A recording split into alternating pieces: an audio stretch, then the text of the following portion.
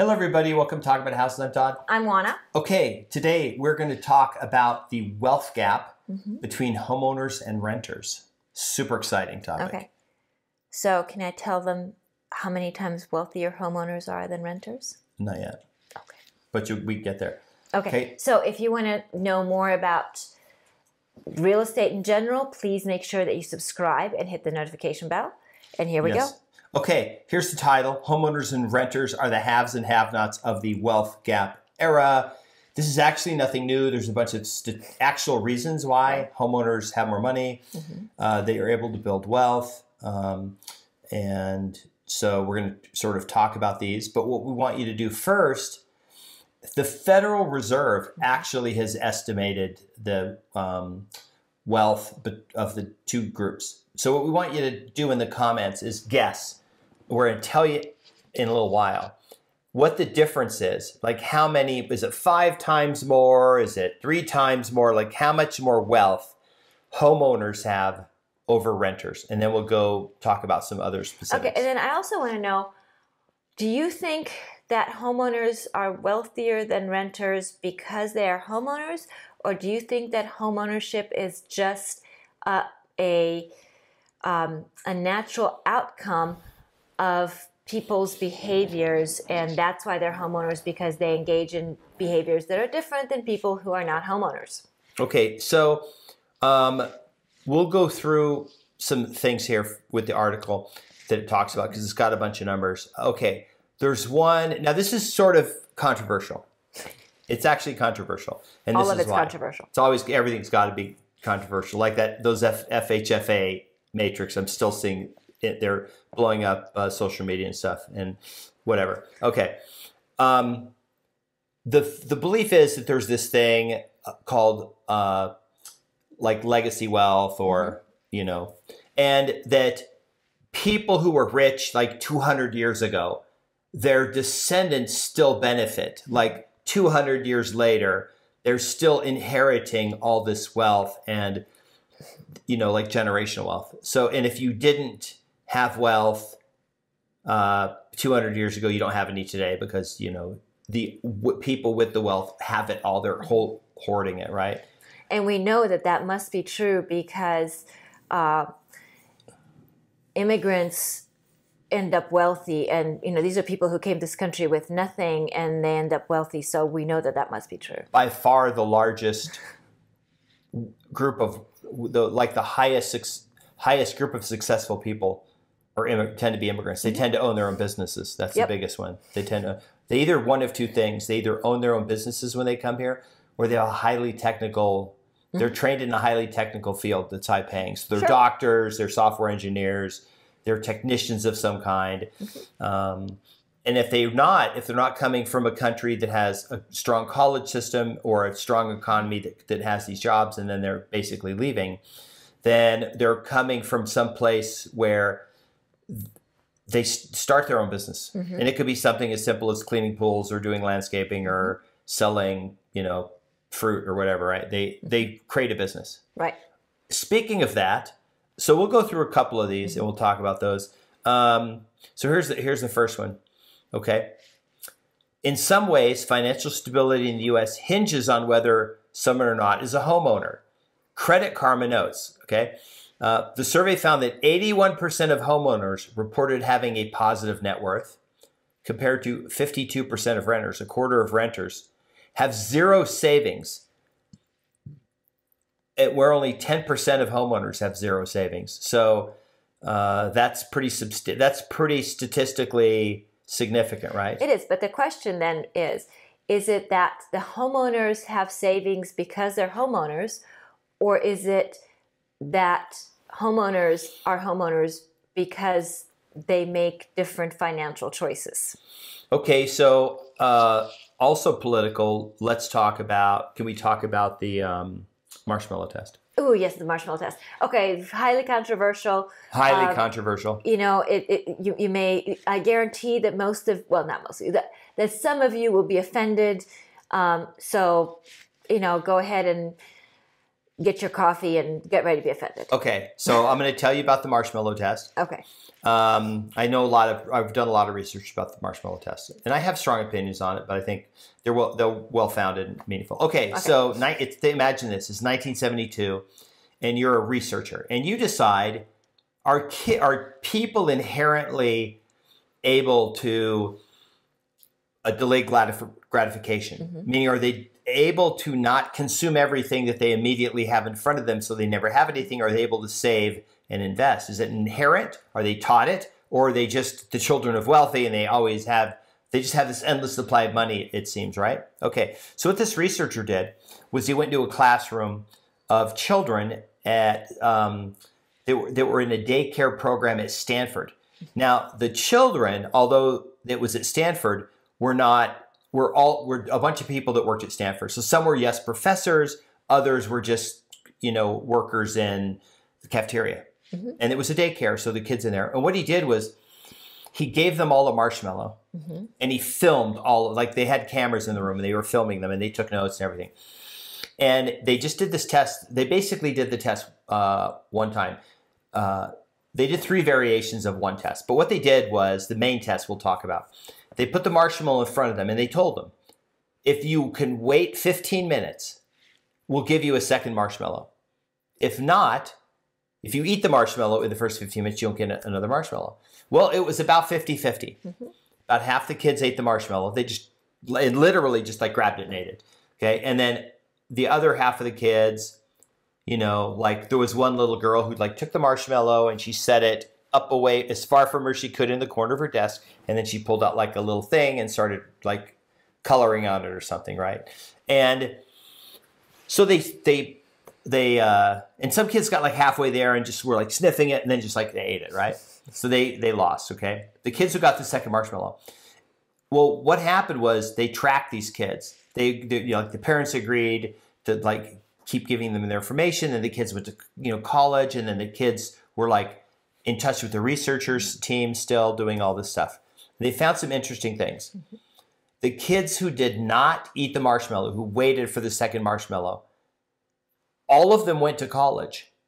Of the kids who did not wait, who immediately ate the marshmallow, only one of them went to college. Statistically, talk about a statistically significant test to give these are little kids. These are 3 and 4-year-olds. These were little munchkin guys, right?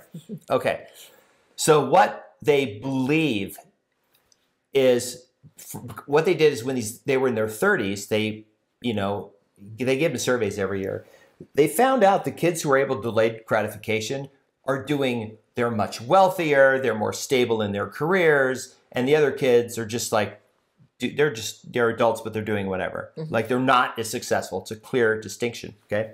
Now, what they found was they did MRIs on the kids, on them when they were in their late 30s, right? So maybe the 2000s or in that time frame. And they found that the kids who, adults now, who didn't eat the marshmallow, who put it away, that part of their brain is more active than another part of their brain. And the part of the brain that's more active is the part of the brain that lets them fight off urges to act impulsively. So an impulsive thing would be someone puts something a cookie in front of you and you just eat it.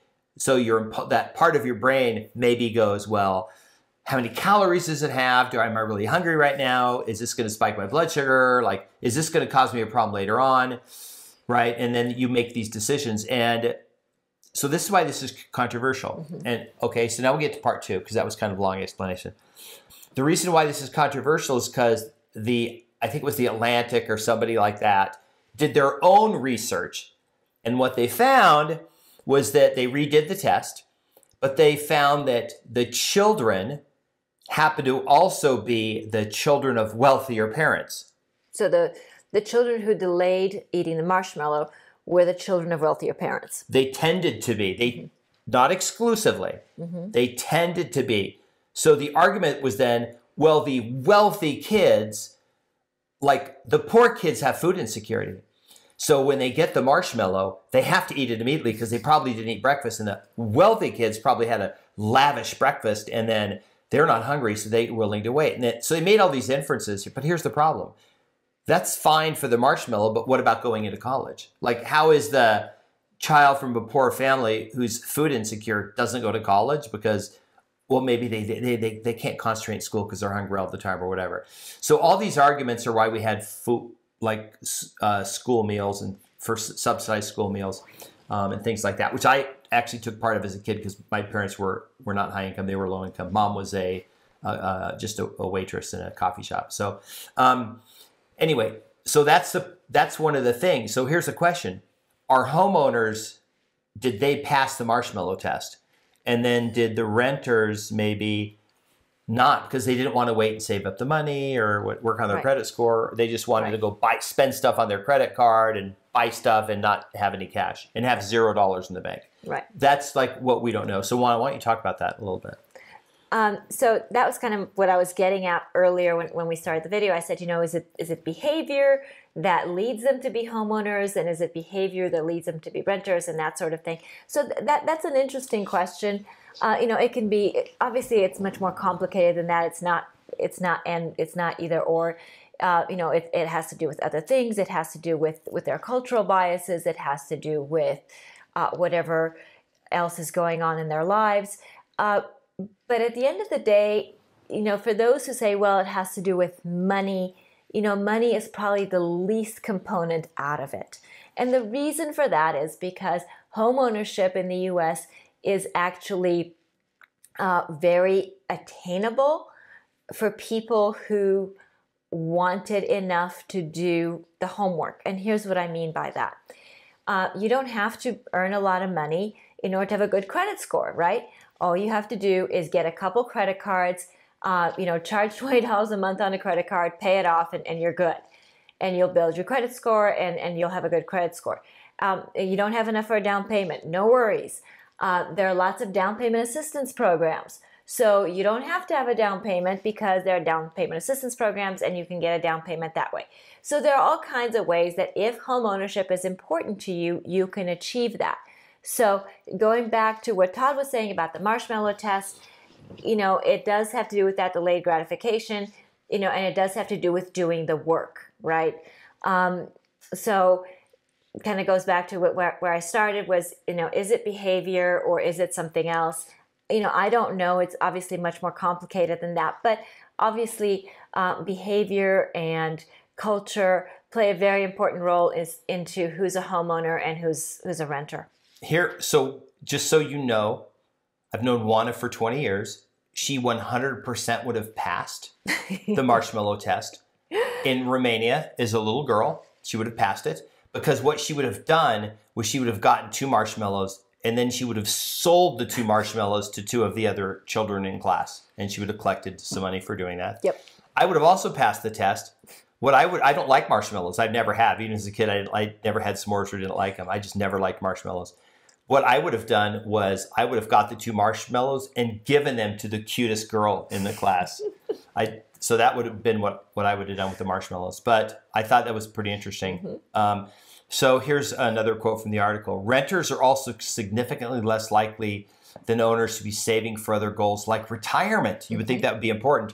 Not quite 60% of renters report they have started saving for retirement. So under 60%, high 50s probably.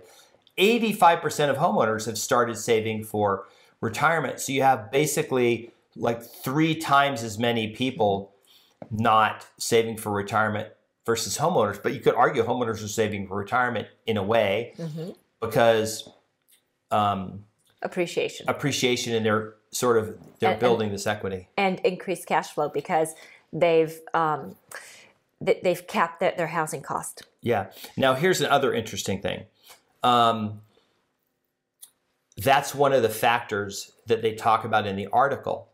The homeowners actually end up with more ability to save because they're not forced every year with rising rents. Right. If you could have rented a house in Vegas in 2009, I think the median rent was $1,100. That exact same house right now is $2,200. Right. And you could have bought the house for $1,100 too back then, and you would still be paying $1,100, and you would have been in save. Each year, as your rents would have gone up, you wouldn't have experienced that. You would have been saving that money potentially. Right, and we do understand that property taxes go up and homeowners insurance go up. However, they don't go up that by that much. Certainly not not here in Nevada. So yes, your property taxes will go up 3%, and your homeowners insurance will go up about the same. But that doesn't by any stretch touch what your rent goes up by, because your rent generally will go up somewhere around 10%, and that's 10% per month, not 10% off of the property taxes, which, let's say that if your property taxes are $3,000 a year and your property taxes go up 10% a year, okay, they went up $300. But if your rent is $1,000 a month, now next year it's $1,100, the year after that it's $1,200, and that's a month, not a year. So that's what we're talking about. So here's the thing: maybe somebody has a realization that they're the, you totally. I mean, you went to college, you went to grad school, you're like, oh, I totally would have passed. And then some of you are like, ooh, maybe I didn't, maybe I fall in that column where I didn't pass I'm impulsive, right? I kind of go through, money, and I've always been renting, and I really don't have anything. So I think the answer needs to be, is to discipline, right? I'll give you a good example. I knew somebody once who used to intentionally have them take out too much money in their taxes, because they literally said, I'm really bad at saving. So what would happen is I would get a tax refund. It would be like extra money, but then they spent it. They're like, ooh, I just got a $50, $200 tax refund. Wow. Because they just ripped money out of their accounts or out of their paychecks that they should have taken. People who could delay gratification don't do that. They take every penny they can get because they want to immediately start saving it and earning interest. They don't want to wait a year. They want to take that money as soon as possible. So buying a home is a great way to do that if you're disciplined. There's a lot of people, the only wealth they have is their home. They literally have no wealth. They have either they're just going to live on Social Security and they happen to have a house. Right. And it's almost like this magical thing that if you can just be disciplined to not sell the house and use all the cash and burn through it, if you can just be disciplined enough to say, I'm going to buy a house, I'm going to keep a house, I'm just going to pretend I'm a renter and pay my rent every month to the bank, and then at some point I'll own it and I won't pay anything. You could basically go your life and just spend every penny that you earn, as long as you have a place to live, and then maybe you can live on Social Security, which is possible. You could live on Social Security. Well, for some of us, Social Security won't be around, but that's another story. It probably won't be around for us. Okay, here we go. This is the magic number. You all had to guess the number. Okay. Here it is. I'm going to put up on the screen. Wanda knows it, so I'm not going to let her answer it. Wanda knows quite a bit. Usually when I let her guess, she either nails it or she's completely clueless. But she would have nailed this one exactly. Okay. What's the number? Just tell them. Well, it's the same number as, what's the name of that movie? Something-Year-Old Virgin? No, that was the 30-year-old virgin. No, it's 40-Year-Old Virgin. I didn't see the movie. It was stupid. I don't watch stupid movies. 40-year-old virgin. Okay, 40. 40 times. Here's the findings are not necessarily surprising, as homeownership is considered one of the most effective ways for average Americans to build wealth. In fact, the Federal Reserve has found that homeowners have a median net worth 40 times that of renters. From 2010 to 2020, total housing wealth, just housing wealth, for middle-class households grew by $2.1 trillion. It is extremely hard to catch somebody. If you take two people who graduate high school, one goes out and buys a house and the other doesn't, and they just work the same types of jobs and have the same income, it is going to be almost impossible for one of the people to catch, if one is a renter and one buys a house, for them to catch them. Right. Even though they may be paying a little bit more upfront because they have more expenses with their home, like maybe, because rents are cheaper in that market, and so you're paying $200-300 a month more. Eventually what happens is it flips, and when it flips, it goes forever. Right. So Todd's premise is two people getting the same job, same amount of money. That's what happens. Not one person buying a house, the other person renting, and then all of a sudden, becoming the CEO of Facebook. So No. And yeah, what I'm saying is two people basically have similar lives, and they run into each other when they're 40, and they have a conversation. Someone says, "Oh yeah, I bought a house like when I was 20, and Spring Valley, one of the old little houses, it was like, 70 grand back then." And yeah, now I paid it off and I have a house, and they're like, oh, well, I just rented and I pay $2,000 a month rent and, you know, whatever. And the person who doesn't have a payment, they don't have to pay for housing now, is like, hey, I'm only going to work for 10 or 15 more years, but now that I don't have a house payment, I'm just putting, you know, I opened a 401k or an IRA and I just throw money in there every year and it's in some funds, and, you know, they're magically, like, it's going to be extremely difficult for the other person to catch up, which I think why lotteries are so, desire, or they're popular among extremely poor people. Like most of the people who play the lotteries are very, very low, because to them, that's like how you get wealth. And a lot of people who are more affluent are like, yeah, it's a waste of money. I'm just going to give my $10 away. So can I share the one time that we bought a lottery ticket? Oh yeah. Tell them about the time we bought a lottery ticket. That was fun. We've only bought a lottery ticket one time. And that's because the lottery prize was $1 billion. It was 1.6. Yeah. Or it was 1.6 or 1.8. Who cares? It was $1 billion. Yeah. Okay. It was the California lottery. Right. So we went and we bought a lottery ticket. We bought 20 of them.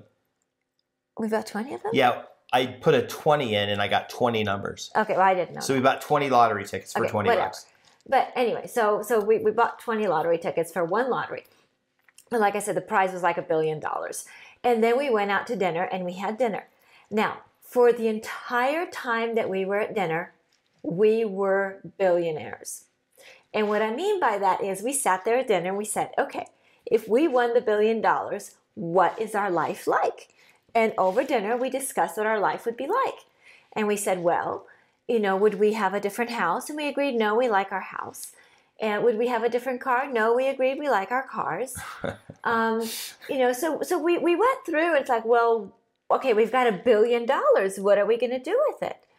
And, you know, by the time it was all said and done, we kind of decided what we would do is we would have a chef. So we were going to have somebody. Private chef. Yes, we were going to have somebody who was going to feed us. And that was mainly for health, right? We would have a healthy breakfast, healthy and delicious. I want really yummy food. Well, it would be healthy food too. It wouldn't be, you know. Okay, yours is... I make the food right now. Okay. I make all the food. Yours is healthy, mine is yummy. Mine is healthy. I make healthy food.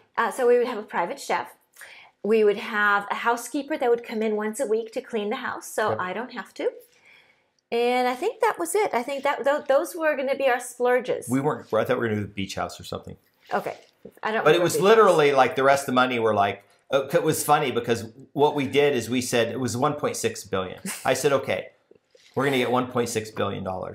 We're going to get a private chef, somebody to clean the house, and we're still going to have $1.6 billion. Like, we're going to have the whole thing. Like, what are we going to do with the whole thing? Like, we can't invest in more startups. Like, that's, you know. So bottom line is sometimes you don't really, you know, well, like, what are you really going to do with the money? Right. So I mean, you don't really need to have a $1.6 billion. No. So, you know, we don't have those vast aspirations for, we have no interest in a private jet. We have no interest in a boat. No. We have no interest. I could fly the private jet. Yeah, you could fly a private jet. I could fly a jet. Yes. So we don't have an interest in, you know, having Abramovich's yacht with 2 helipads, a submarine, a crew of 70, and, you know, 36 guests. Okay, we do not have that interest. We have seen the yacht, It's a big yacht. We saw it in the Adriatic, right? Off the coast of we did see it. Croatia somewhere. Which is why I know so much about it, because I was sitting there looking at the yacht. It's the 5th largest yacht in the world. And I Googled it. But so it was very cool. But the point is that, you know, money is just, for, you know, at the end of the day, so long as you have a comfortable home, a comfortable life, a good life partner, life is good, and 1.6 billion doesn't necessarily bring you that much joy. However, it makes your misery a lot more fun. A lot more delicious. Yeah. However, home ownership is important, and there is a big difference in the quality of life between somebody who's a homeowner and somebody who's not, as far as you know, their overall security, their overall wealth, as we just talked about, and their quality of life throughout the span of their life. So that's part of the reason why we are fans of home ownership. Hope you had a good time with the video. Hope you liked all the crazy things that we talked about. Please subscribe, hit the notification bell. like the video, share the video. Give us your feedback in the comments. We love your feedback. We appreciate it. If you want to contribute to our fund for a chef, feel free to tip us. Yes. We're totally good with that. And we'll see you on the next video. Bye. Bye.